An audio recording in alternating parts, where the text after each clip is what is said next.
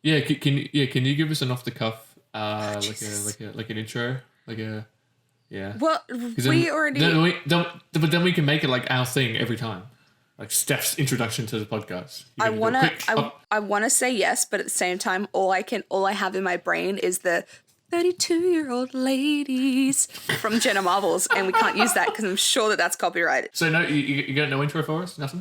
I'll think of something for next week. I promise. Okay, cool. All right. Well. So, would you like me to lead these gentlefolk in? Yes, but if you wouldn't mind. I don't mind at all, my sweet friend.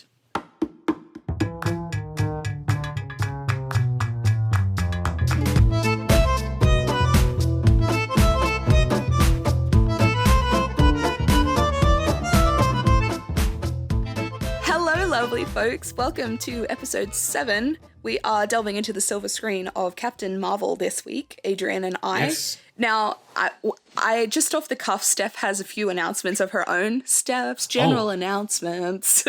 Announcements that I'm aware of, or for the audience? Or for everyone? Just for the audience in general. Oh, okay. So, first of all, we are so sorry that this has taken so long to get the next episode up. Yeah, there's a reason why.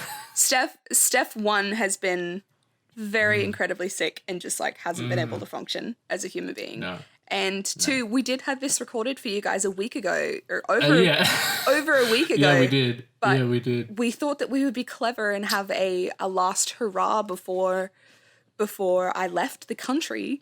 And as fun as it was to hang out with Adrian and get to see Captain Marvel with him and record with him, the audio actually turned out really horribly because... And it didn't... Yeah, it didn't work out, and I tried to fix it, but I couldn't. It was so echoey, it was horrible, so we've had to re-record, hence why this has taken so long. So we're so sorry about that.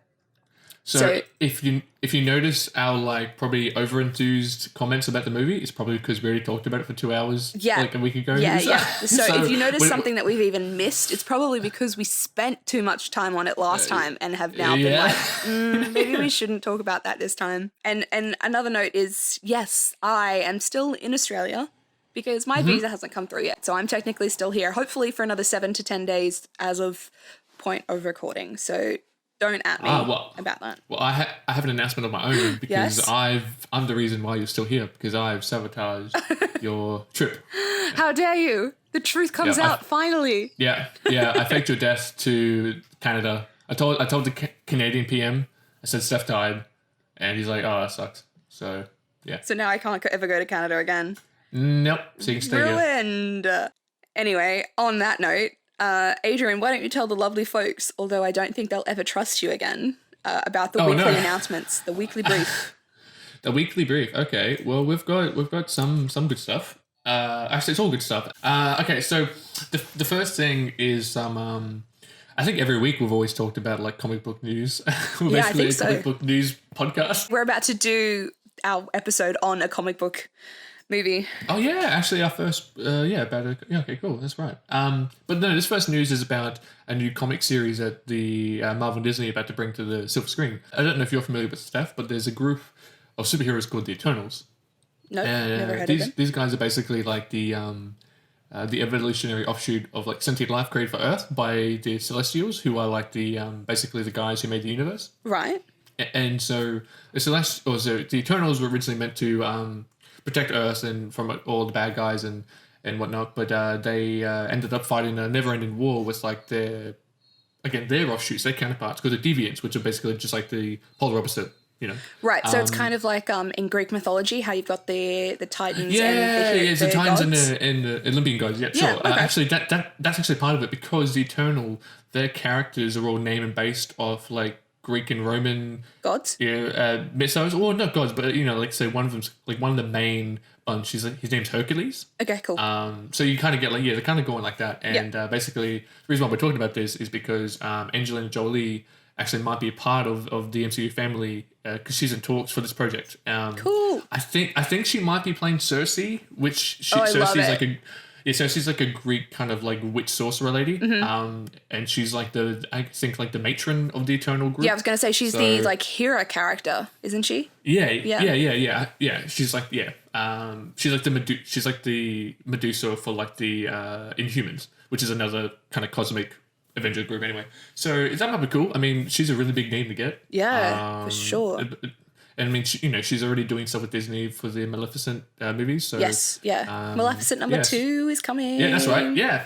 So this is pretty exciting. I haven't actually seen her in anything for quite some time. Have you seen Maleficent, the first one?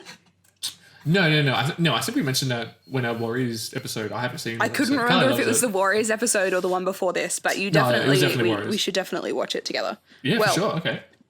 Watch it and then discuss it together. Discuss it, yeah.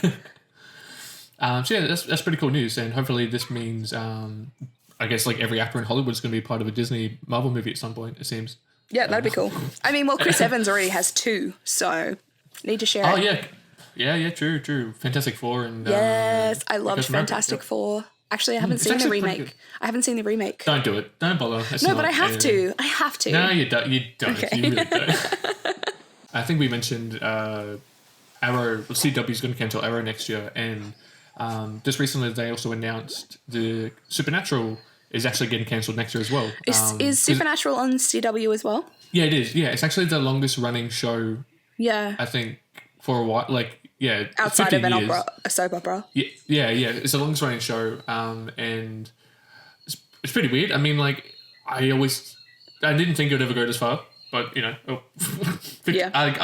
always fallen on and off watching Supernatural, but it's still pretty good. Yeah, and I think now that I definitely know it's ending, I can actually get back on and probably finish it because it's just. Do you think you'll finish it from where you left it, or just like finish the last season? Oh no, wait, you're the kind of person who can't finish it.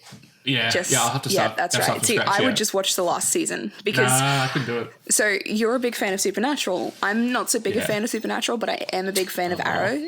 But not even Arrow as a whole, as you've discovered. I'm only a fan just Felicity. of Felicity. I love Emily Bett Rickards. I think she's fantastic. And I found out just recently that she actually finishes in season 7, episode 16. So she won't be in season 8 at all. And have they mentioned why she's leaving? Well, I actually think in maybe that episode, I haven't watched the episode yet, but maybe she dies. Oh, okay. Well, so I'm like, I'm hardcore like, no, I wasn't really here for the story in season 7. So without Emily, I'm not really here for season 8 either. Maybe just come back for the series finale. Yeah, I'll just watch it. It'll probably be a 2-parter, and I'll definitely watch the 2-parter season finale. Yeah. As with Supernatural, I'll probably do that for that as well. Because she's been like the 3rd or 2nd billion for the show for a while. So like it's a pretty good chance she'll be back for the finale on some level. Like I guarantee that will happen. So I think it entirely depends on where they are in their production at the moment. Like maybe she'll have a job already that is in another country by the time they get to film the last episode, and she might not even be able to be there for it. So there's still so much that's up in the air. So I haven't been watching Supernatural for a really long time, but Dean and Sam are both in some way alive at the moment though, aren't they? Yeah, I mean, like they die all the time. I know. I'm just checking to make sure one of them hasn't become totally non-existent in the show. No. I mean, it's one of those things where like Supernatural was really good for the first 5 seasons. I think it could have ended there 100%. It definitely could. It had a definitive ending at season 5, but then they just kept going because it was a powerhouse. But it's one of the things where like I think they've realized it's probably about time to pack it up. Yeah. You can't do this for 20 years. Anyway, so I'll move on to our next bit of news. I don't know if we've ever talked about if you're a big Baz Luhrmann fan. I know you like Strictly Ballroom because I don't actually. I hate Strictly Ballroom. What? But you liked the musical we went to, Mind blown. No, my friend, it was the one that we both worked on, and we got free tickets. Therefore, I took you, and I popped his theatre cherry. But I actually really dislike Strictly Ballroom. Because you were so happy and you seemed to like it when we went to the show. I thought the version that they did was fantastic, but the actual story is just stupid to me. Oh, okay. Sorry, I misunderstood. That's okay. Anyway, the reason why I'm bringing up Baz Luhrmann is because he actually is coming to Netflix for one of his, for an original movie. It actually chronicles the life of, the career life, I should say, of Elvis Presley, which is kind of interesting. Like, that's a pretty big, that's like a Bohemian Rhapsody level movie, and that only being on Netflix is an interesting choice. Anyway, so the reason why this is interesting to me is because Tom Hanks is actually in negotiations to play Elvis's manager, Colonel Tom Parker, who was actually the guy who discovered Elvis. Like for his entire career, like they had like an amazing friendship for like his entire life. And so I don't, because Baz Luhrmann pretty much, I think with the exception of Australia, he's pretty much all done musicals, right? Like I know Australia has like some songs that like Nicole Kidman sings. So he also did Leonardo DiCaprio and Claire Danes' Romeo and Juliet. Oh, Romeo and Juliet, he did that. Okay, yeah, the 90s one. Okay. But other than that, yes, mostly musicals. Okay. And because this is obviously about a musician, I imagine this would be really heavy in, you know. Well, I think that depends. So Elvis Presley, I'm making an assumption that most of our listeners would know who Elvis Presley is, but maybe they don't. So Elvis Presley is a great musician, but he went through a period of being a film star, quotation marks. Well, he's a film star. Well, but he hated it. He hated being a film star because he hated, like, it was just a different level of work that was expected of him that he just wasn't into. He just wanted to make music and he wanted to make people happy. And he was made to do these movies and he was made to sing in them and he was made to do all of these other things because back then they contracted a person for specifically that one role for an extended period of time. They really didn't have any choice but to fulfill it. And sometimes those contracts would last for up to 15 years. Like, it was relentless. So it'll be interesting to see how much of that... Oh, yeah, true. Like, if they delve into that stuff. Yeah. Because I think you're right, because I don't know... Well, I personally have seen quite a few of his, you know, his movies from the 50s and stuff, and they're not particularly good. No. And I think you pointing out the fact that he never liked doing them. Hated them. Kind of is a bit more... And so it's very obvious when you watch them that you're kind of like, oh, this is a moneymaker because it's got Elvis Presley in it, not because it's a good film. Yeah. Because he almost did like a John Wayne thing where like he was just in a million movies just all the time. But pretty much a lot of his songs ended up being like names for movies he was in. Yeah. Because back then they would name the movie after a line in the film. Yeah, one of his songs. Yeah, like Blue Suede Shoes or whatever it is. Yeah, which is quite frustrating. I hate that people did that. And I'm glad that we've kind of learnt from it. Not really, but... We've become better. So I don't know if his contract was for a certain number of years or for a certain number of films, which is why there would have been so many smashed out in the small period of time. Well, back in those days, like movies were just pushed out super quick. Like productions would be like 4-6 months. So just, you know, like one actor would be doing like 5 movies a year, whatever it is. Yeah. It's insane. But yeah, no, I think it'd be really cool if they do delve into that particular part of his, because that's part of his career. Yeah. And like you said, it was paired up with his music. So I'd actually really like to see that side of it. I don't know who they're going to cast as Elvis, but for some reason that Tom Hanks was like more of a notable thing for this movie.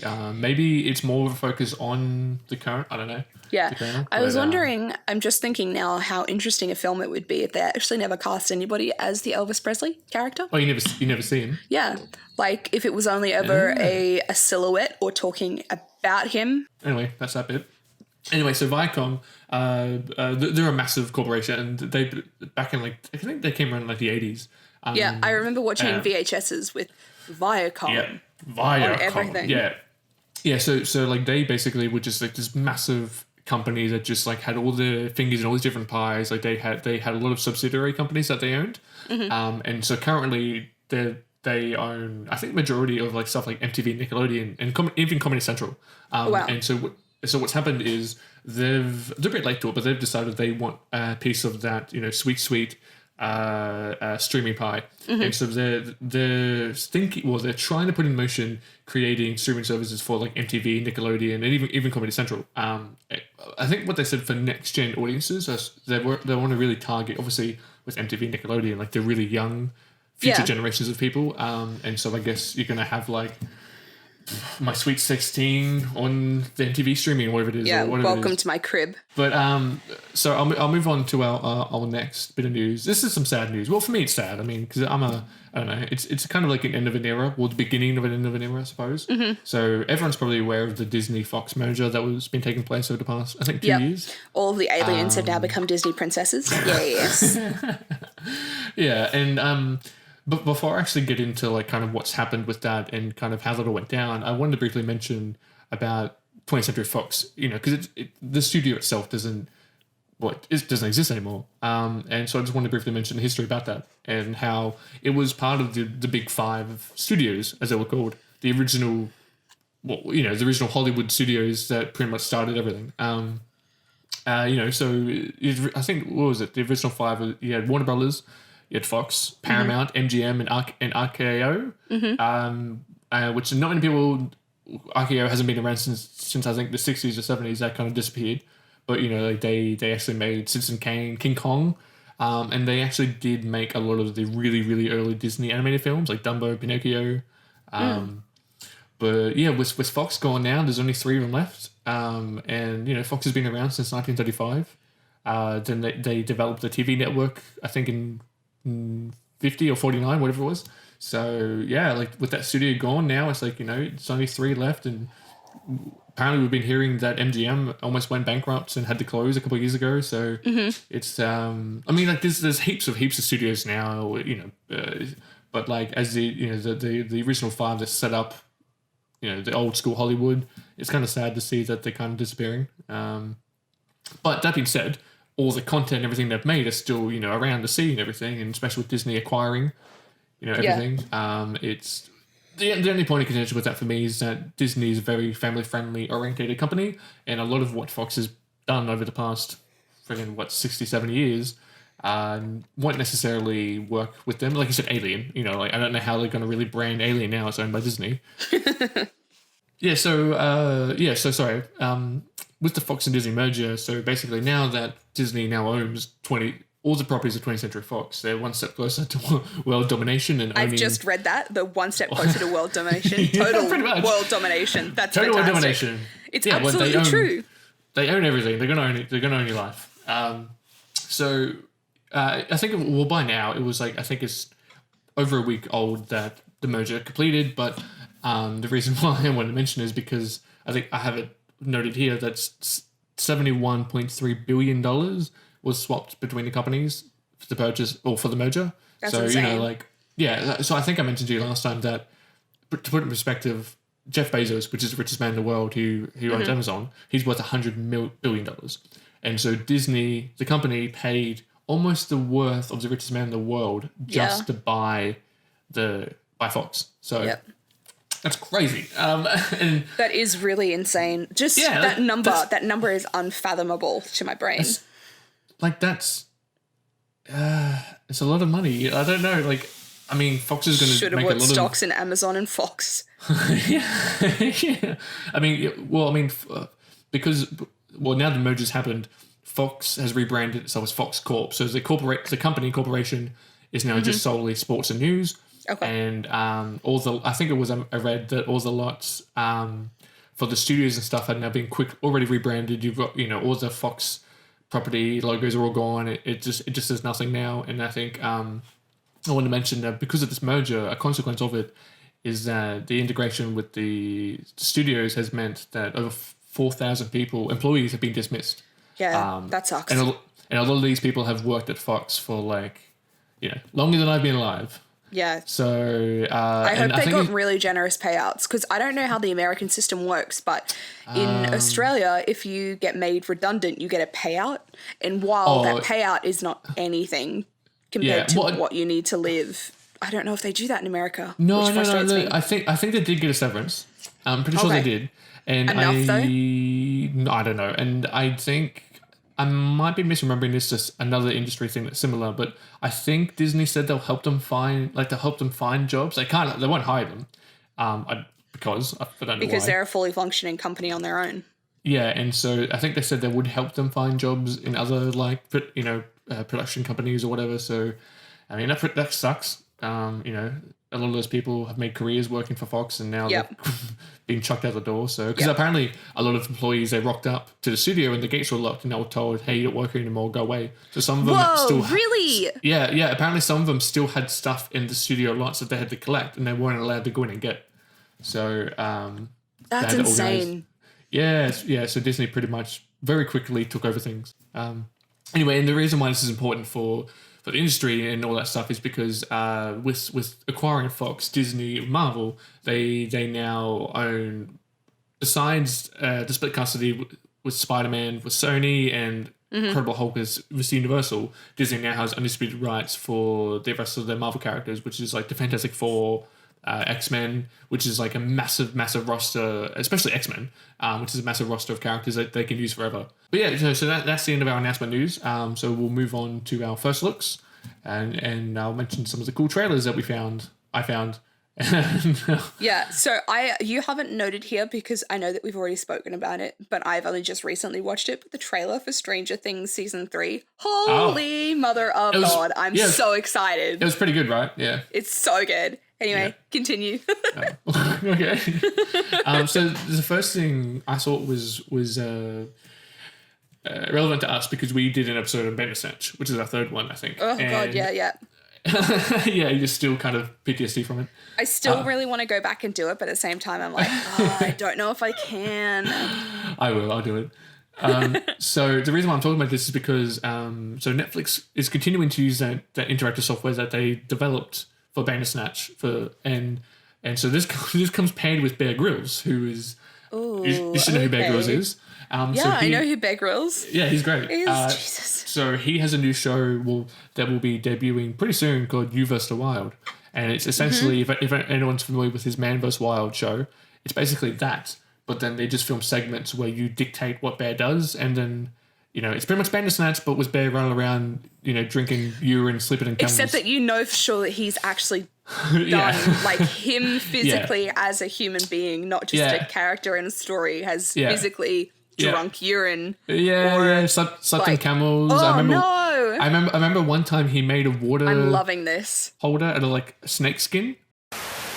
The next thing is something you said you're excited for, which is Dora and the Lost City of Gold.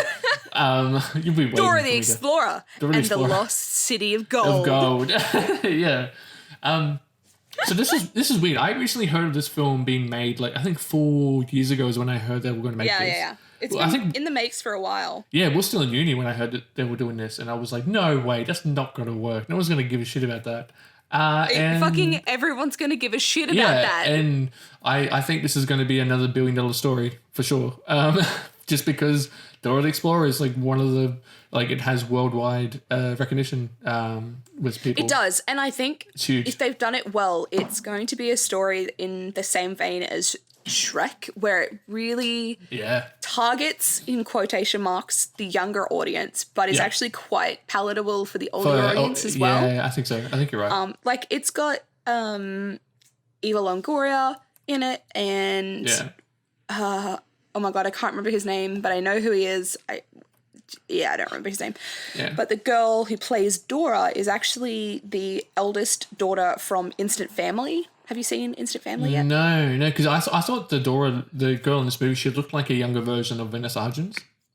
I kind of got that look. Yeah. Yeah, no, I agree. But she's actually the oldest daughter from the Instant Family movie, singular.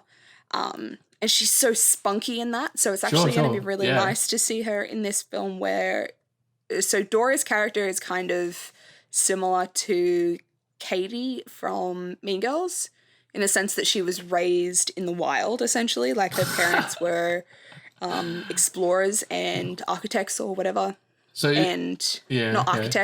Archaeologists. Yeah. And so she kind of has this very rugged upbringing, and then she's thrown into school life. Oh, okay. Right. So it's the City of Lost Gold is kind of her... Oh my God, there is a secret mystery here that no other student would know about. They're basically making her a Tomb Raider, because I'm pretty sure... Yeah. I'm pretty sure the Dora shows were basically... They were like Blue's Clues, but for like, like a little Latin girl running through the jungle with a pet monkey or something. Like it wasn't... Yeah, Spanish, sure. Yeah, she never like, was a Tomb Raider or anything, so I don't know why they went that route, but I guess how else would you do it? Because she's an adventurer, so what would you have to do? Well, I think the idea is that if you're a filmmaker, it's much harder to work with a younger child. Like physically, it would just be torture for a younger child to do something like that. Yeah. Like think of Jaden Smith in Karate Kid, the remake. Like it's just not, it's not practical to put their bodies through that. Okay, guys, cool. That was our weekly brief for this episode. Now, let's delve into Captain Marvel. Okay, prove you're not a Skrull. A It's a photon blast. And? A scroll cannot do that. I'm just supposed to take your word for that. Okay, so production notes. Those are my responsibility this week, guys. So bear with me. I'm not as well versed in this as Adrian is. So this week, Captain Marvel is the first female lead for the MCU universe, and it's based on the Captain Marvel comic books by Stan Lee and Gene Colan. But it's also a mix of the Carol Danvers comic books by Roy Thomas and Gene Colan. So the actual story of Captain Marvel is that actual character gets replaced. So one heroine will die or hero will die, and another will take up the mantle, similar to the Black Canary or the Yellow Canary in the Arrowverse for DC. So Captain Marvel is that, and Carol Danvers is actually the 7th, technically, by the comic book standards. The 7th? Wow, that seems like there's some history actually, behind maybe that. the 5th. Maybe the 5th. I was going to say. It's like the 5th of the 7th mantle, and is the current mantle carrier in is she the comic first book story. Because she was previously known as Miss Marvel, so is this the so first? she was the sidekick of the original Captain Marvel. Yeah, that's right. Yeah. Okay. So Carol Danvers is the first Captain Marvel that's an actual woman in the comics, and No. no. So actually, in the comic books, she's the 3rd. Oh, okay. Which is really cool because in 2013, that's when the film was announced. That's right. Wow. So what? A year after Danvers debuted in the comics, they already had her in mind for the MCU. That's such a quick turnaround. That's insane. Yeah. Wow. What? Yeah. Wow. Okay. That's really wow. Okay. So Kevin Feige really knows what he's doing. That's cool. Yeah. Kevin Feige. I'm so glad that you resaid that, because the last time we did this recording, I said you beige. had no idea. Because it's written like was. beige. Because It's you were like, some guy named Kevin Beige. And they're like, what? I don't know who that is. So this film is set in 1996, and Carol Danvers is our heroine. What's different about this one to most of the MCU stories is that we get to know her after she's already got powers. So this isn't an origin story so much. It's not a complete origin story. It is in a way, because she's got amnesia, which is a big thing throughout the film, is that she doesn't actually know where she comes from. She only has memories of the last 6 years. So we do discover how she got her powers at the same time she does, because she doesn't remember. But it's a different twist on the origin story, wherein she already has them and knows how to master them before she realizes how she got them. Yeah, I'd say she's like, the movie starts with her already being half a character, like half the character she ends up being by the end of the film, which is pretty cool because, like you said, origin story typically is from beginning to dot, where this is, it's a nice change of pace, like you said. So I really do like that. You've got a note here about the Stan Lee introduction. Yeah. I want to mention that. So basically, as everyone who's seen these movies know, they always start with like the massive, really cool, flashy Marvel logo, right? That kind of plays through some really important moments of the MCU. But for this, because I think you mentioned, or in your notes, that this is the first movie that's actually been released after Stan Lee died, obviously. And so to I guess, immemorialize his passing, the Marvel credits were actually filled with just all the cameos Stan Lee has made over the past 10 years. Yeah. And it's really, really sweet. Like, we both kind of like awed at it. And then it actually ends with the title card thanking him. It's such a polite, and that's actually paired nicely with the moment Captain Marvel has with Stan. But so this movie does really start out with a really nice homage to, the man responsible for like creating pretty much everything that the MCU has been able to achieve. So that was really nice. I want to talk about there's actually some fair bit of controversy that kind of surrounded this movie before release. And you mentioned, and because you mentioned that obviously this is a female empowerment film. Yes. And so that's actually to go with a lot of what has fueled, I think, months long, like a smear campaign almost for people to boycott this. And there were heaps of boys, and there were heaps of like critic and audience reviews that were like slandering the film as like a feminist propaganda piece, and it was very like okay. So because it pretty much there's an outcry from a lot of male audiences and critics that were saying like this film pushes a very aggressive female agenda that like slights anything like masculine. And I think like I wrote my notes like that's a very false red flag. And these are just coming from people who have like a personal beef with Brie Larson because she said some things that people took very negatively in a very different circumstance of what she was trying to advocate. But I guess she just said it in a way that maybe wasn't like the kindest. And I think people took that as her being so negative. And so like, like I wrote that like, this film, sure, it's a giant girl power billboard, but that isn't necessarily shouldn't be a bad thing. Because there are other films that still exist to advocate like a voice or message for people of color, religion, for a variety of ethnic groups. And that, those films are often praised for the messages they carry for the audience. But, because of Brie Larson's outspoken attitude on the demographic of film critics, this film has been seen as like a cancerous anti-male feminist propaganda piece. And so I wanna sorry, excuse me. Right. I want to make a couple notes on that. So first off, I think the way that her comments are interpreted is very much in line with just her face, not her shovel face that you said before. So Brie Larson, the attitude on her face. Yeah, part of the reason I loved this film is her stillness. So her face is very still, and she has like subtle quirks of her eyes shift a certain way, and you can read a lot into that. And she's just a very still performer. And I think part of that is that she's actually just still in real life as well. So her humor comes across really dry.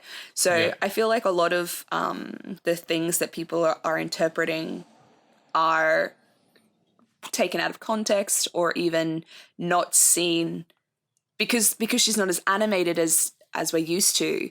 People assume that she's being snarky or mean, and I don't think that's the case at all. And the other note that I wanted to make is that a big part of this film, right, is that women are everywhere in it, from pre-production to production to post-production. And like you said, it's very much the same when it comes to a story that is people of color or a certain race or ethnicity or something like that. And people love that because it brings part of the story alive in a way that they didn't really think was possible. Yeah. And I think part of the problem here is that Brie Larson is white. So people assume that she's white, therefore we don't have a new story to tell. Yeah. But the reality is, when you're a girl, when you grow up in the 80s, the people who influence you are different to the people who influence boys. So bringing on that female cast, of course all of the songs are going to be women empowerment songs because those would have been her anthems. Those would have been the anthems of the females in that era. And that's another part of history that, like, boys 15 to 35 or whatever don't understand, is that it is a new story to tell. It's not just a comic book for boys. Like, girls actually read comic books as well. Yeah, girls exactly. listen to empowering music. Girls rock out to No Doubt. They sing along to Joan Jett. Like, it's like, so to be able to have those women in the background to be able to help tell that story in a way that a man director or composer wouldn't have been able to do, it's going to ruffle a few feathers because boys think they're entitled to their comic book series the way that they remember it. And that's not always the case. So I'm actually really glad that we as a society made Captain Marvel so big against all the odds and the slander. Well, I mean, like, I'm pretty sure it's like, I don't know if it has or it's like pretty damn close to breaking $1 billion. Like, last time I checked, it was like... Yeah, I think it's like the 5th highest film of all time now or something. Yeah, and so, like, it's pretty much like a giant middle finger to everyone who said this was, like, crap. And I think, it's just all the hate has just come from people being, like, almost personally... felt like they're personally attacked by what Brie said. And, like, essentially... And I think part of the problem is that I think because I find it fascinating. Like I've gone through and watched a lot of these YouTube conspiracy videos talking about why Captain Marvel's bad, or whatever. I don't agree with anything they're saying, but like some of the points they make is like, so they admit that, or they agree that it is trying to, it is being an empowerment film for women, but they're saying that like it's trying to have a lot of depth that it's trying to have more depth than it thinks it is, and so people are insulted that like the movie. People are treating the movie like it's a super smart, like women kind of, almost like to what Get Out was for like black people, the black community. And so like, yeah, people are kind of feeling annoyed that people are trying to treat Captain Marvel like it's the smartest female movie ever. And I'm like, that's not necessarily the case. It's just everyone's looking too far into everything about this movie. It's just a really good. Yeah. And I think everybody does that. Yeah. Because I think I mentioned to you, like if this was any other movie, like you said, about, just a superhero guy, and then you had stuff to, to promote and to empower men, no one would give a shit. Like, no one cares. But, and like... No, because everything empowers men. Yeah, and like Wonder Woman came out, and again, like that was widely received very well by like everyone. But again, it's just because... Essentially, all Brie Larson said was that she just wished that film review... so for press junkets and stuff, she just wished that there were a more diverse range of film critics that would come and give these interviews to people, because she was used to... I agree. And I think the problem is she essentially said, oh, we should like, she wishes there were more seats to the table than just white guys. But people were saying, well, that's technically discrimination, because to have a more diverse range of film critics, you would have to fire some of those film critics to add a more diverse group, because there is only a finite amount of people that can attend these press junkets. And so for you to technically have a more diverse group, you have to fire a majority of what you already have. And so people were like, that technically... So people are like, that technically falls under the definition of discrimination. And so she's advocating that she hates white people. And so it's a really messy ground that she kind of fell into. Yeah, I think as a society, we really love to find... faults and things to get angry at. Yeah, we love to make mountains out of molehills. Yeah, essentially, yeah. Everybody wants to cut someone's throat, and I'm so confused by it, which is a big part of the reason I like stay out of media and stuff. So you're much more versed in the politics behind stuff, because I actually just, my heart can't handle it. I don't. You're a big softie. I don't want to be. I am. I don't want to be a part of. Like, I don't want to know that kind of cruelty is out there. Like, yeah. Everybody's got their own opinions, so let them have it. But take everything with a grain of salt, whether you love the person who's speaking or whether you don't. Like, yeah, like your opinion shouldn't be used to drag people down just because you don't like what they're saying. Like, agreed. And that's essentially what's happened. So frustrating. And through all of this, Brie Larson's been like, she's been super positive about it. She hasn't. From I think all the interviews I've seen her do and her public appearances, she's taken everything with a stride. And she's not letting anything affect her, which is great. That is the sign of a strong, independent woman. So I really like Brie Larson. I love her. I think she's fantastic. She was really good in was it Room or the Room? Like, when she won an Oscar. Like, that was a really good movie. Just Room. And she acted her ass off in that. And I think my God, it was so fucking good. Yeah, and while like, because even in this, like, I don't think she's necessarily the best actor in this film. Like, again, like, I think Samuel Jackson and again Ben Mendelsohn are better. Well, like, I don't know. It's like so hard though, because a superhero film, like, we don't need great acting in a superhero film. No, but I think it is her like deadpan acting is like, well, that's just her character and whatnot. But I think it's just not as engaging as what you would have with, like, say, compare Shazam. The trilogy scene of that compared to Captain Marvel, it's like, it's not, those were technically the same character at one point. Yes, they were. But historically, they're actually the same character. And so you compare, apples to oranges, but it's like Shazam's such a charismatic character, where Brie Larson, she's a super serious in an otherwise quite lighthearted movie, I would say. Even though she has her points where, she's kind of having fun with what she's doing, but she seems to take, like, her character takes everything the most serious. But then again, does that come in part of like how she was raised over the past, or how she spent the last 6 years basically being a soldier in like some big galactic war? I think she also, a big part of this film is that her character is constantly told throughout her life that we see in You're the not good flashbacks. enough. Yeah. No, it's not even that. It's that she's too emotional. Oh, So of right. Oh, course you true. Yeah, right. So of course you would start to like shut down all possible emotions. That's right, because Yon-Rogg, who's Jude Law's character, he constantly tells her throughout the film, check your emotions. You know, you can't be at your full potential if you can't control yourself. And so I think you're right. That's why she has to be this like monotone robot, is because she's been raised essentially, because, you know, without the amnesia, she's pretty much been like completely raised as a new person. In that regard, I'm gonna like jump in because I had like I'm so excited. I just remembered the moment where she lets her emotions fly and she rips off. So guys, there's this thing that Marvel has on her neck that we are told is what gives her powers from the beginning. Ah, yeah. And What can be given can be taken away. Yeah. Yep. So she's constantly told that's what gave her the powers, and be careful because we can take it away.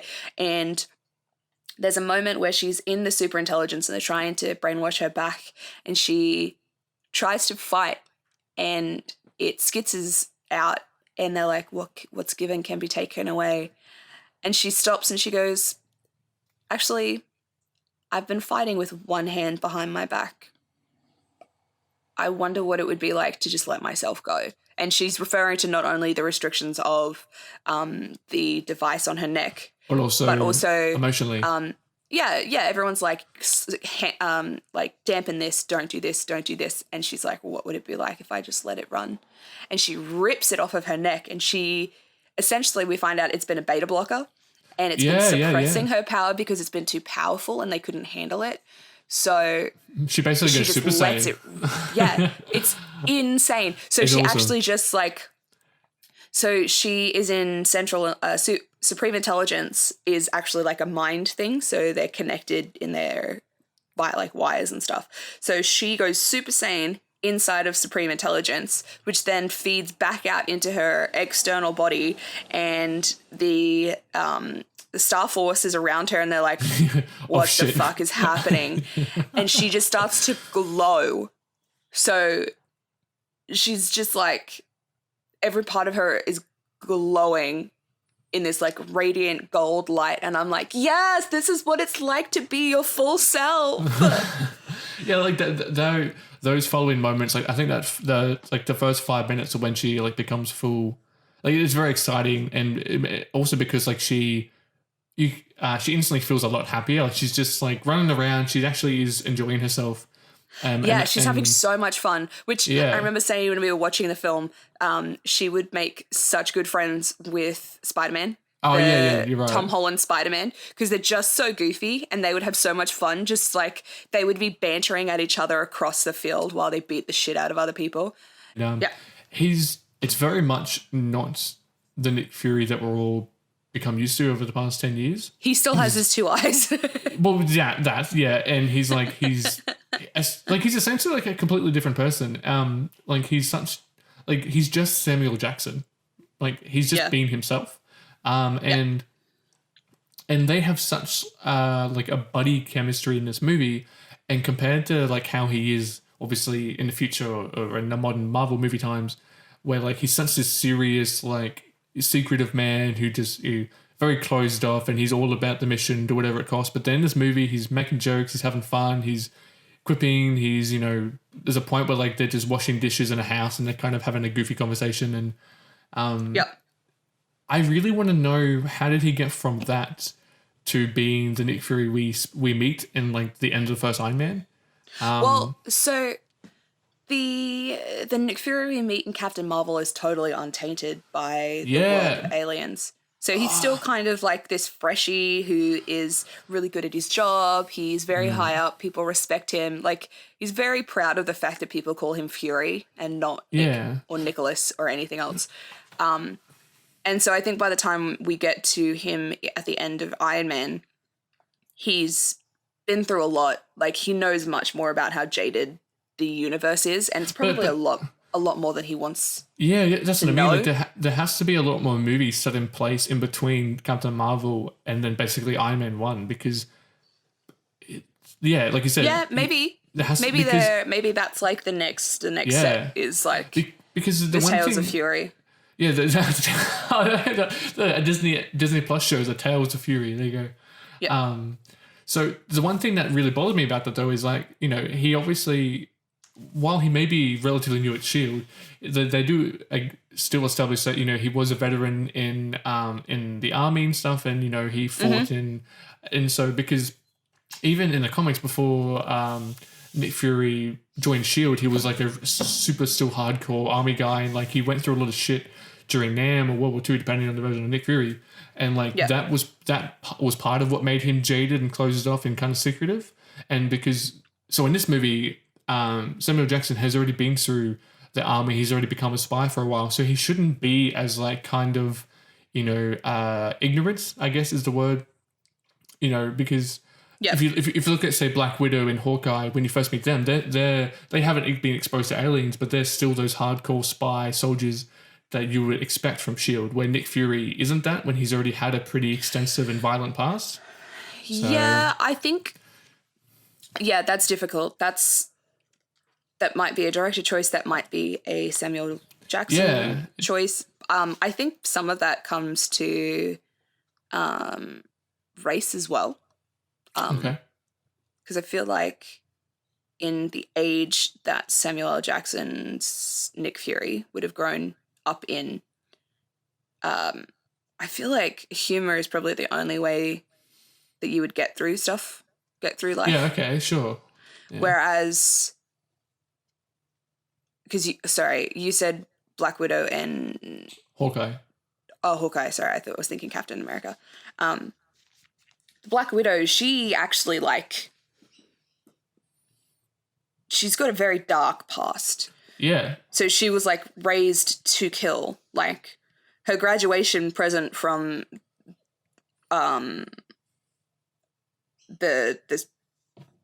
institute that she trained at was that she had to have a hysterectomy. That was part of the requirements of being Black Widow, is that you weren't allowed to bear children because it made you soft.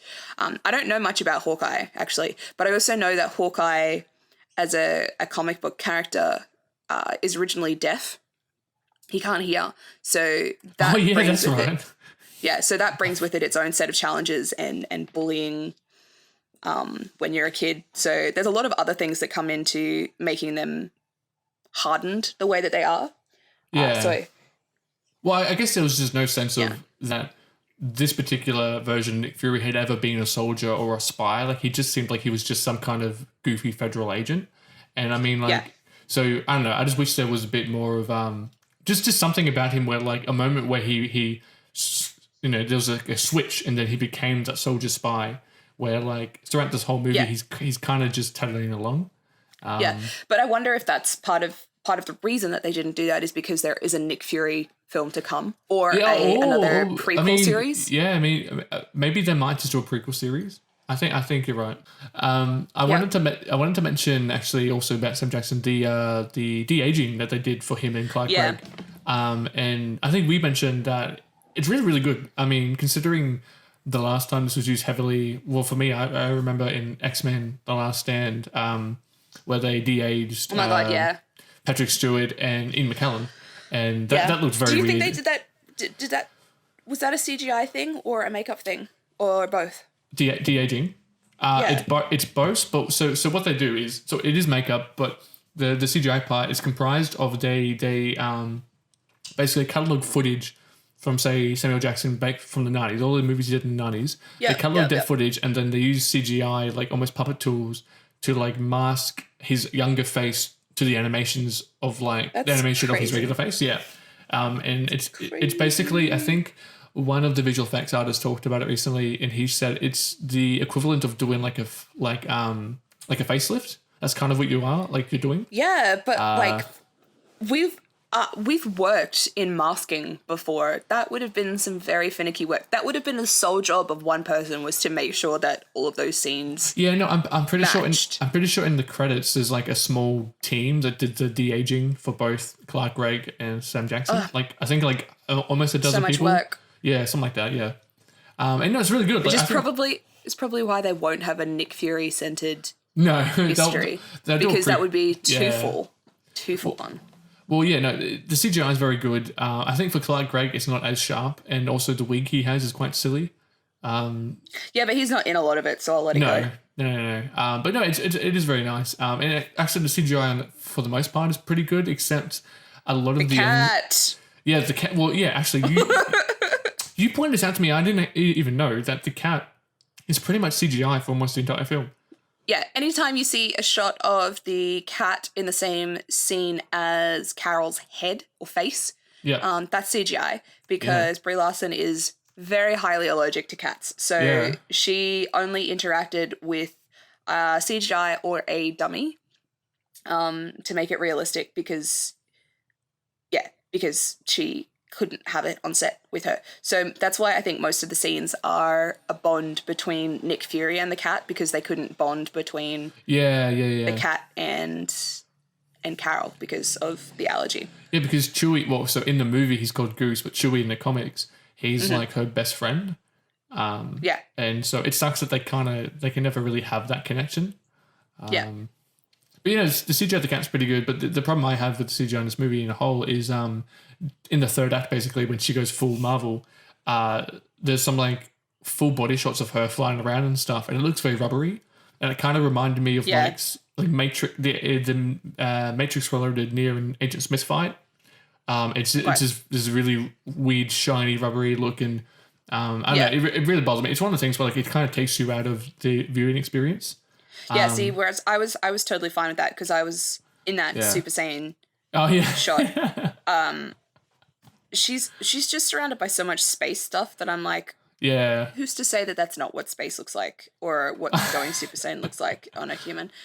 But I also really loved in that fight scene. So that's the fight scene. She's gone Super Saiyan and we're listening to Just a Girl by No Doubt. It's fantastic. It's such a good choice. But she has just so much comic relief in that scene. Like, she almost knows that she's going to win and she's just fucking with them. Pretty much. Yeah, you're right. She finds out that Jude Law's character and one of the other girls who is on the Star Force team with her was there when Minerva. Yeah. I couldn't remember her name. I never knew it to begin with, so I couldn't forget it. I just didn't know it. They were there when they actually tried to kill her and Marvel. That's what caused the crash, is those two. So she was like, is that why we were never friends? And Minerva's like, no, I just didn't like you. She's like, fair enough. And then she like blows her up. And then there's one of the other guys who's on her team is fighting against her. And he's on top really of her. like this part. And he so desperately doesn't want to hurt her. And he's like, please don't make me do this. And she's flat on the floor underneath him. And she goes, okay. And she just like kicks him off. Like, at no point was she ever at a disadvantage, and she knows it. Yeah, and I love it. Because she has so much fun with that scene. Well, because in that fight also, she's using her powers, but she's been thrown around the room because like the raw potential of what she's doing, she hasn't experienced that much power, and so she's really like not having a full grasp of her abilities. Yeah, half of the injuries she gets is her own fault. I actually want to mention that fight because while I do really like it, but the only downside is that we don't really get a lot of screen time with the Star Force group, and so when she has to fight them, like personally for me as an audience member, I didn't feel like there were really any stakes in that fight because we really didn't know them as characters, and they kind of felt more just like goons. Yeah. And because you do have some. I'm okay with that. You're okay with that? I didn't want too much emotional investment with people who were going to get their asses kicked anyway. I mean, I suppose so, but like because you see them at the beginning when they're doing that mission where like they're shown as a very tight-knit group. That's true. They are very like chummy with each other. Yeah, you see them kind of friendly, and I wish there was more of maybe a bit more time with them. So because she also doesn't even look like or feel betrayed by fighting them. She kind of feels like whatever, like I'm just going to do it. She doesn't really know them. Yeah, I suppose so. That was her first mission, so she'd probably only just met those. Yeah, actually, no, you're right. It is her first mission because they set up that she's been training for a while and that she just got the green light to go on a mission with them. Yeah, so we see at the beginning that she trains really hard with Jude Law's character. Yeah, but the other guys I don't know how well she would even know them because she seems pretty true. closeted. Like, she probably wouldn't really go out and try to socialize. That doesn't seem like something her character would. I mean, it does. It's definitely something Carol Danvers would do, but not something Veers. Yeah, Veers. Not Veers. Yeah. Which we're going to point out because I don't know if, because we're reading these words, whereas other people might not know them. Veers is actually VERS at the end of Carol Danvers, because when she essentially blew up the Star Engine so that Jude Law's character couldn't get it. And after the blast, she still had the power, and the only thing that was left of her was half of her dog tags because she was in the Air Force. Right. And it was just the VERS part of it. So that's how she ended up with her name, that's just what her name was when they got her, which is really cool. Actually, I wanted to mention that scene because the scene where she is enveloped by the Lightspeed engine. It's a really cool artistic shot. It's like slow motion. It's got some really beautiful colors, and it's like one of the well, actually, I think for me, it is probably the best looking scene, and I was really captivated by that particular moment. And it's very bright, whereas a lot of the film is quite dark. No, I think you're right. It is. Hey. So, because I'm just thinking, there's a lot of the space stuff is dark and darkly shot, and then the flashback scenes are very neutral and dark colors because of the aircraft coloring, the uniform coloring. It's just a bit of a sepia tone on all of those shots because they're flashback scenes. So when she does blow that up, it's this bright blue, if I remember, and then there's the gold and orange that comes out after the explosion, but the actual engine itself is like this bright blue. So that's it's a burst of color when most of the shots from that particular scene have been really dark.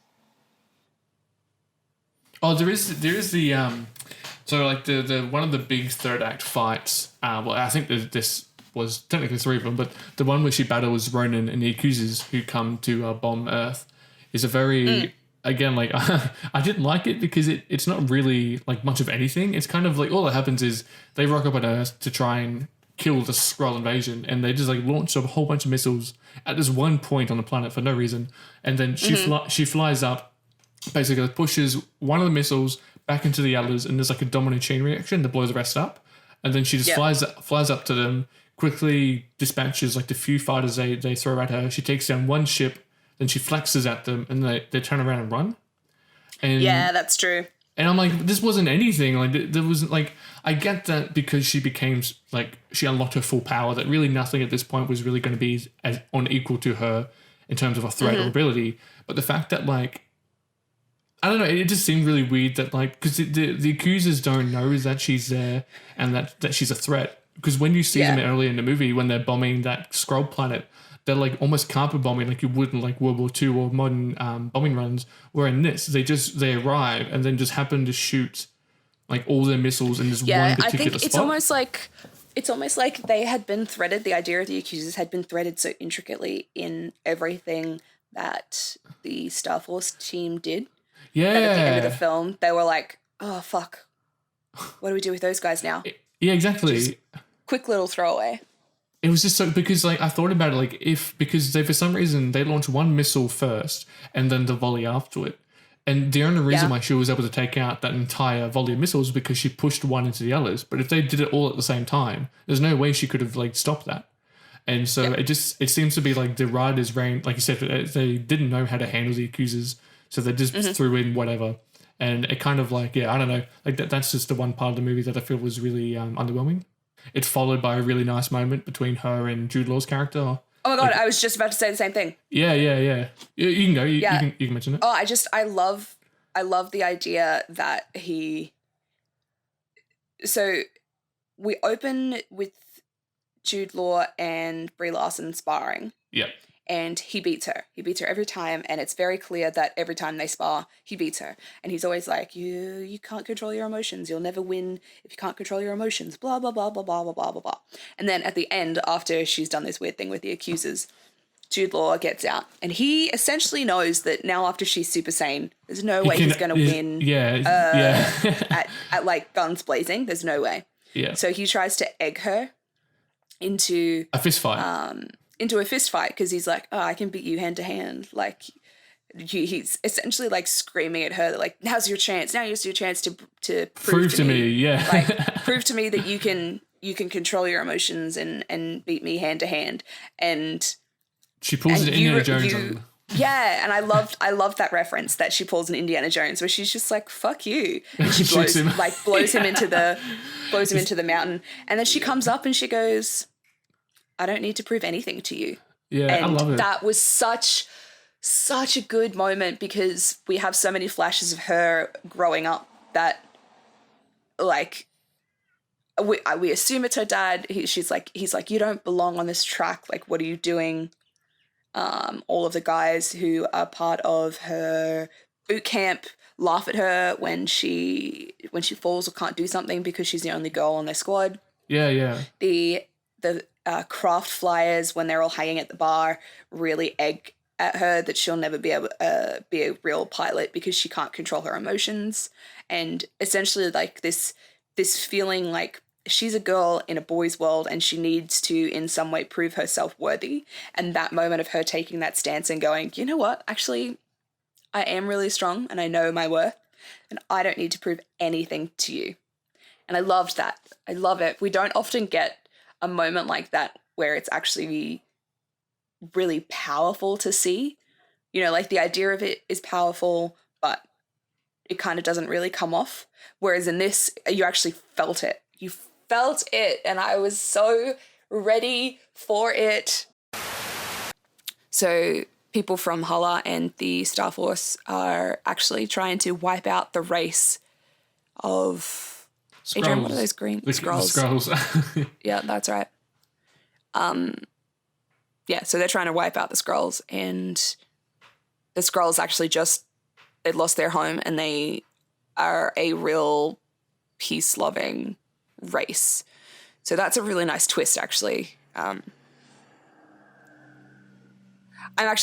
thinking about the reveal of that, and I'm like getting goosebumps. I really like that. Yeah, so, that was one. I think when we watched it, that was one of the points that we really did admire was the.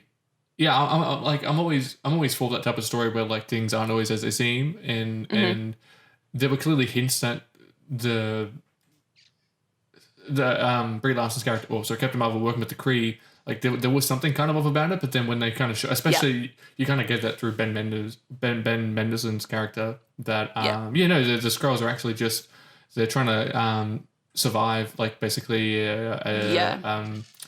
what would you call it, a genocide essentially. And dude, I'm just having flashes to the Nazis. Yeah, pretty much. Yeah, basically, they're it's essentially like the a Skrulls Holocaust. are essentially the Skrulls are essentially the Jews of this story. Yeah. But what's really interesting is that you think through the whole film, the Skrulls are after this. It's an engine that ends up being a tesseract. Yeah, they say the Lightspeed engine, which is like a power source. Yeah. Which ends up being, because I actually did watch Infinity Wars. Oh, you did? Cool. The other day, yeah. Yeah. So the Tesseract has one of the Soul Stones in it. One of the Infinity Stones, yeah. Infinity Stones, yeah. So that's what gives it its power, is that it is an Infinity Stone. But Vias always thinks that they're after it to destroy everything. And the Skrulls actually are after the Infinity Stone so they can find a home of their own. And what's really nice is that Ben's character, because we can't remember his fecking name, Ben's character is a Skrull, and he's the one who kidnaps Vias at the beginning. Excuse me. And you always think that he's like after it for a bad reason. It turns out he's actually not even after the Tesseract. No, he just wants to get to the secret laboratory where he knows the Tesseract is.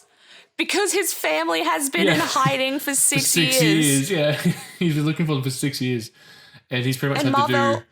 Yeah. Marvel told them not to send for help for fear of being caught. And so they didn't. And he's been trying to find them for the whole time. Yeah. And so you can kind of get... And then he finds them. It's so sweet. You can really get, like, the desperation that he's really trying to, like, he would, even though, because I remember there's a point where when the reveal is all the Skrulls are just, trying to look for a home, and then Captain Marvel apologizes for taking part in the war against them. And he's like, look, this is war. My hands are just as bloody, Basically, it's like, he's had to do pretty much whatever he's had to try and get to his family. Like, the Kree have done what they've had to try and beat the Skrulls. And so it's like, it's not like, necessarily black and white, but it is like, the Skrulls aren't evil by they're not evil by any sense, but they've definitely had their fair share of evil things. Yeah, war crimes, basically, essentially, that they've had to commit. Well, I mean, like, because they could have easily had Mendo's character be like a typical nefarious villain, but then you have a complete flip to him being good, but that obviously wouldn't have worked. So it's nice that, because if you kind of think about how he is throughout the film, he doesn't ever do anything necessarily like vindictive or like, he doesn't really hurt anyone too bad or really try to kill anyone. Yeah. He just wants to, I think we made the point in the last recording that's never going to be aired, that even when he's like taunting people, he's never doing it maliciously. He's actually taunting them in a humor. Yeah, he's being like facetious. Yeah. Yeah. So it's never actually like, he's never speaking to anybody in a super malicious tone. So when you hear it maliciously because you're like, he's the bad guy. But then if you go back and you watch it again, you're like, oh, actually you never said anything super horrible. No, not at all. Because I really felt that Ben was a scene stealer for me. Like he definitely, even though realized, and this is her movie, but I thought that Mendo was he was the best part of it. And I think I said the first time that he feels the most three-dimensional, mainly because he actually has probably probably the strongest arc of any sub character in the movie. And so he just feels way more three-dimensional and more personable. And so I cared more for him and what he was doing and understood his motives more than I really did, like, especially as a Kree. Like, they just seem like the cookie-cutter bad guys where, like, they don't particularly have any motives other than we just want to kill things. Actually, I wanted to mention, because something we didn't talk about last time that watching the movie second time really confused me. So the Kree, obviously, they're trying to exterminate the Skrulls, and there's a mission at the beginning of the movie where it's like an introductory kind of episodic run where like the Star Force go and do some, which sets up her getting captured, and it's just showing the dynamic of how the Kree work, and so there's a scene where like they're getting the mission assignment, right, and they explain it as the Skrulls have infested a planet and they're blah blah blah blah blah, and they're going to try and quell it and whatnot. And then I realized, is that all just a ruse to keep her, like Carol in the dark, or do they all legitimately believe that the Skrulls are invading planets? Because it seems weird that they would have to, for the 6 years she was gone, they had to constantly just pretend that the Skrulls were like an invading, horrible, like plague on the galaxy. And no, I think probably most of them are under the same impression. Okay. Because we discussed in the last one that they're a group of eclectic they're very different team members. Yeah. And they're obviously not all from the same planet. Like some of them are very clearly from different planets. They're not, they've all kind of brought together. So I'm just wondering how far back the Skrull story goes. Well, they said, I think when we first meet the intelligence, she says that like they've for like almost centuries or something, or because Marvel 6 years ago had only just started working for the other side, so she for a very long time was fighting on the side of the Kree, not the Skrull. So I feel like it's probably something that's been ingrained in the whole of so like they legitimately think the Skrulls are evil, but then you have people like Yonrog that are aware that that's not the case. Okay, well that makes sense, because I just thought it was weird that they constantly had to put up a ruse, and I'm like, but that seems a bit like a lot of effort to do that. Yeah, no, I didn't think of that. No, see, I definitely think it's more that everybody's under the same disillusion, except a few people who are higher up are aware that that's not the case and are okay with it. Yeah, well, because I actually because there's an after credit scene where she rocks up to the Avengers. Well, spoiler. She rocks up to the Avengers Institute or whatever, and she is like, "Hey, where's Fury? What's going on?" And there's a lot of Reddit theory because I'm a massive Reddit theory guy. Of course you are. Yep. Yeah, and there's a lot of theories about how she was supposed to be. She was part of the percentage that was supposed to be taken away with the snap, but because of her type of cosmic power, she's like constantly fighting off that. I guess effect, and so she's constantly like torn between existing and non-existing because she's so powerful that she actually can fight the urge to be taken away, and that's why in one of the promos for Endgame she's looking like really worse for wear, like she's been like in the dumps. And so that's one of the theories, and I think that's really cool if that's the case. That'd be really interesting. Yeah, that would be really cool because she's an interesting entity because she technically is human. Yeah. Like by blood, she's human, but she's just been like, she has. Oh, I've just realized she's technically part Infinity Stone. of the Infinity Stones. Yeah, so maybe that's why if that's the case, she can't be snapped away because she's part of that power and so. And that could be another reason that she looks worse for wear is that with all of the power that had been used. Yeah, okay. From fuck, what the hell is his name? Thanos, yeah. That she actually just like doesn't have her own energy anymore because it's all being used by Thanos to do horrible things. Yeah, because oh god, now my brain's going. My brain is going. Well, there's one thing that they didn't probably establish in the film was that because she essentially, intentionally, she absorbs the power and feel, I guess, of the Lightspeed engine. Does that mean does she have a finite amount of ability, or is it just like because I kind of got the idea that the Lightspeed engine was like a constantly renewing energy source, like it was like indefinite, and so I imagine that her powers because like if you think about like her power scale, it's like what could happen for her to like meet someone who's better or stronger, because if she can essentially do whatever and you can't really harm her, it's like I don't really know what a because the sequels and whatever always have to you bring in something that's better and stronger and then they have to overcome it. So I wonder what that could even be. Because she's essentially on Thor's level. He's a god. But and I think the power scales are almost matched to what he becomes at the end of Infinity War, because he pretty much becomes like the strongest Avenger of all time. Yeah. That's true. Do you want to wrap up maybe what your closing thoughts are of the film? Yeah, my closing thoughts are that I love it.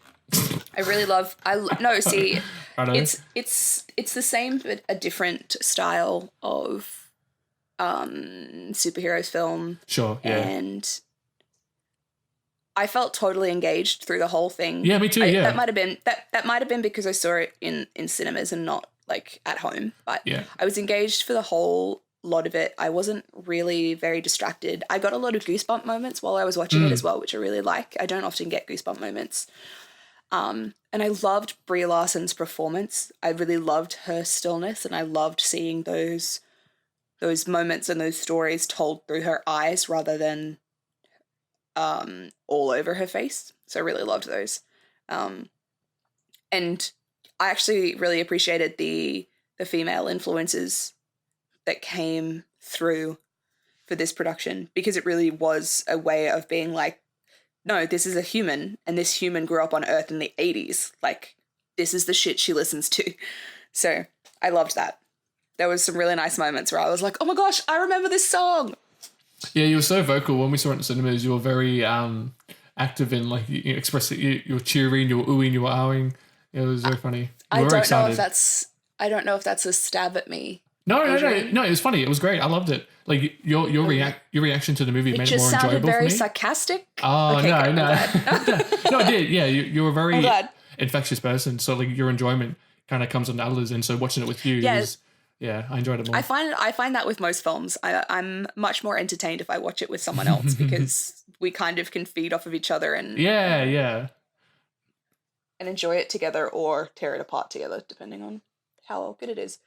What are your closing thoughts? Well, essentially, I guess backing off what on top of what you said, it's not the the best out of the MCU films. But it, like you said, it is thoroughly enjoyable, and it's one of those things where like it's not exceptional, it's not terrible, but it's like a really, really good time, and it's very good at just being like a middle ground where like it doesn't do anything, terrible or exceptionally well, but it's just a really, really good time, and this isn't one of the things where like you need to see this to keep up with all the MCU stuff. Like you can really like it's enjoy it on its own. Yeah, like it's not essential to watching. Nothing in this is pretty much essential to the MCU that's already been established or shown. Like nothing new really happens in this, but it is just by itself like it's a really good time. And I would totally recommend it.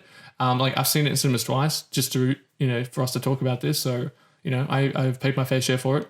And I do really look forward to see what they do with her, especially because this film was actually shot after Captain her role in Endgame. So they already had all her Endgame stuff filmed before they even did her own movie. Oh, yeah. So I really wonder if her character, like, especially I guess the continuity of her acting, if like her character is the same. And so like this film, while it's an origin story, it does... actually, that's one of the closing thoughts I would like to amend it for was even though it's an origin story, it's still heavily connected with the larger world. And it feels like it's meant to be in this place. Like it wasn't... Because I was worried with this film that, it would just be a tag on just before, like it's weird if you introduce the most powerful, beefiest Marvel hero just before you have like the end of the saga. And so I was really worried that hand-fist her in, but her character and the way the movie's done, it actually really puts her in a place where it fits. So that's really good. And I really do like that. So if you're worried that like this is just kind of a slap onto the universe, it's not. It actually feels like it's meant to be here. And I think that's because they have such a heavy influence from the previously established Guardians franchise, like you said. So, but they also, like we said, they started fleshing this film out in 2013. Yeah, so it's been a while. That's like 6 years in the making. Yeah, because a lot of people have been hating that this happened because it happened so fast. But you're right. Like they were developing this, well, to some degree, pretty much just after this character's comic line was like even published. So the fact that this has happened is pretty good. Adrian, what's on your what's at the box office? What did you watch this week? My hang on, I gotta click the thing. There we are. Mine at the box office. So I'll start with what I've seen. So this is it's a Netflix original. It's a movie. It's called Triple Frontier. Is that the one with Chris Pine? No. So this is basically it's a pretty big league, like actor wise. So it's produced by basically it's made by Catherine Bigelow, who I don't know if you know who she is, but she's a really big industry filmmaker. Basically, she's the ex-wife of James Cameron. She won Best Picture for The Hurt Locker in 2008. Yes, I knew that I remembered the name, but I couldn't pinpoint. Yeah, so she's a pretty great filmmaker. And anyway, so she produced this, and it's got a massive cast. You've got like Ben Affleck, you've got not Jason Isaacs, Oscar Isaac. You've got Charlie Hunnam. You've got the guy from Tron Legacy, Jared Hedlund, I think his name is. And then you've got Pascal something, the Game of Thrones dude, Narcos. I'm sorry, I don't watch Game of Thrones. Pedro Pascal. Anyway, so it's like a really awesome A-list cast, and it's basically like a Soldiers of Fortune type thing. So think The Expendables mixed with Lone Survivor. That's kind of the gist of it. Unfortunately, it's not particularly great. It's fine, but like they really don't go as probably like full on.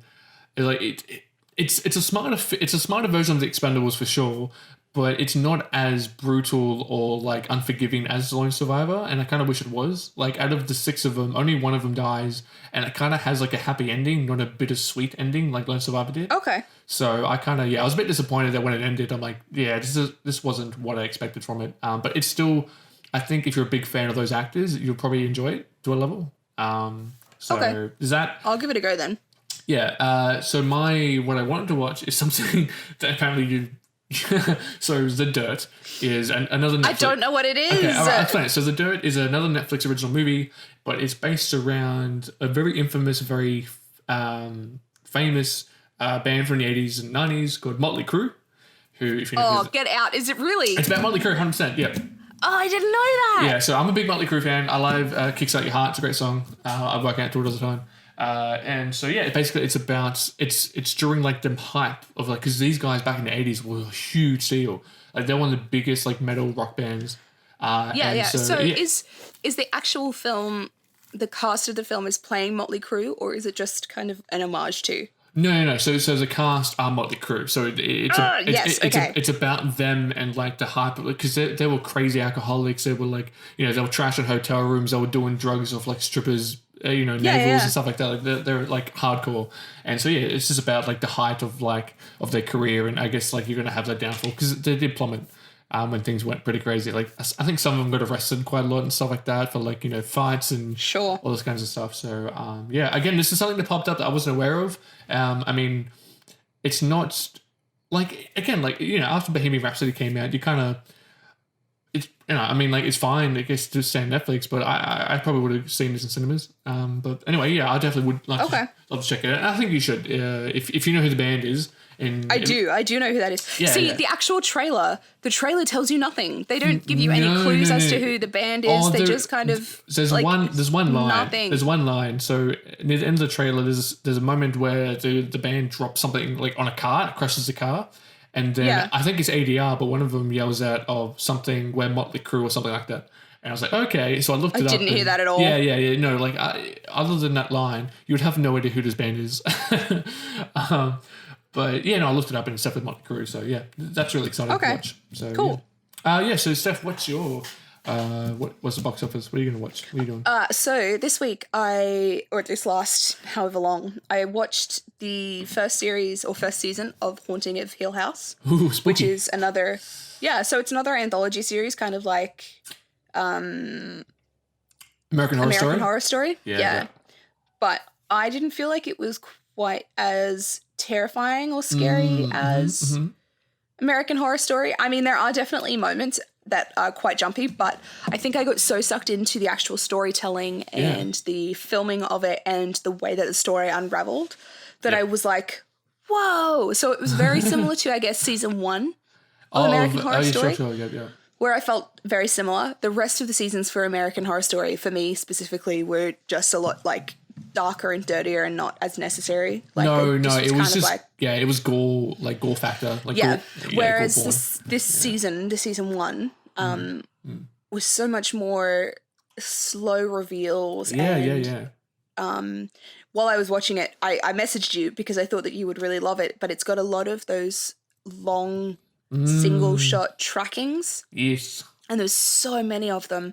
And the director and writers are really big on monologues. So there's quite a lot, if not one in every episode, there's a very long monologue that is one single tracking shot. Yes, I'm on board already. It's really beautifully done and I loved it. Actually, it's very different to the stuff that I normally watch, but I ended up watching it. I started watching it with 2 of my friends because they hated scary films or scary things. And one of them had already watched 2 of the episodes. Yep. The other one was already like, I don't care. And I was like, well, I'm not going to watch it by myself. So let's just start watching it now. And we did. And I loved it. They went home with nightmares, but I was feeling real good.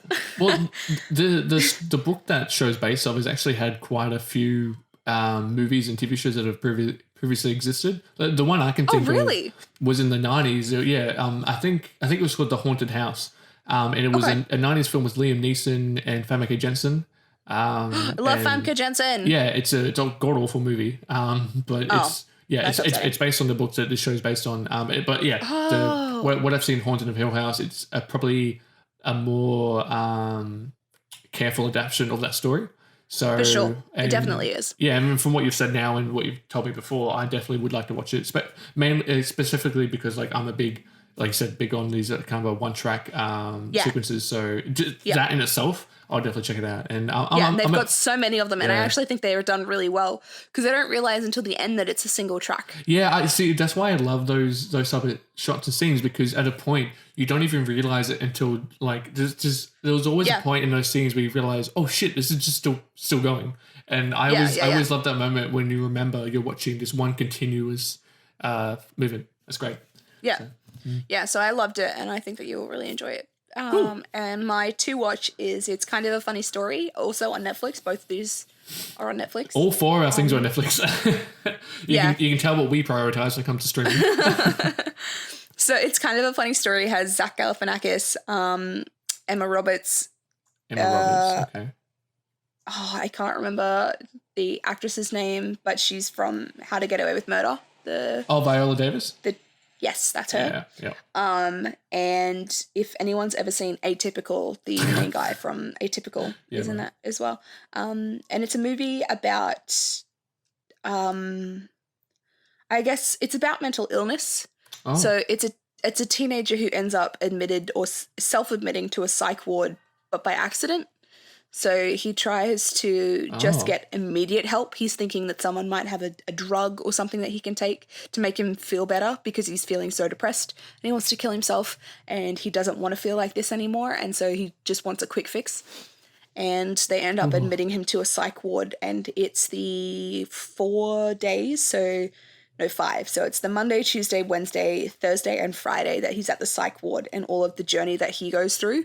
So meeting all of these other patients who have different illnesses, discussing stuff with his parents, not discussing stuff with his parents. Okay. It's actually really funny. Yeah, sounds like it for sure. There's a lot of stuff in it because it's got Zach Galifianakis. Okay. There's this really nice level of humor and satirical humor to it that looks quite intriguing, and so I'm looking forward to seeing that. Alrighty, guys. Well, thanks for listening. That was our delving into the silver screen of Adrian. What did we watch? Captain Marvel. Nice. I'm just keeping you on your toes, boy. Oh, okay. I didn't forget. I was just keeping you on your toes. Yeah, sure. Thanks for sticking with us. Let us know if you've seen it or want to see it, and if we have hindered or helped your ideas of it. Yes. And I actually wanted to, should we mention that I guess what we talked about with the 1-page review things that we're gonna probably start doing? Yeah. Should we mention that on here? Probably not. Do you want me to bring it in and then you can describe what it is, or do you want to give it a go? You bring it in, then I'll try to explain it. Guys, we are actually looking at doing some single-page reviews for you, so less than 1,000 words, hopefully, but we'll see how we go. Adrian is more keen to do these than I am. I just don't have the time to, but Adrian writes a lot and has a lot of opinions on films and TV shows, and he has quite good analytical aspects of stuff. So we're not quite sure where we're going to put these up yet, whether we'll attach them to our Podbean or whether we'll start a WordPress or a blogspot. So stay tuned with us until then, and we will let you know. Cool. Alrighty. All right, bye guys. Bye.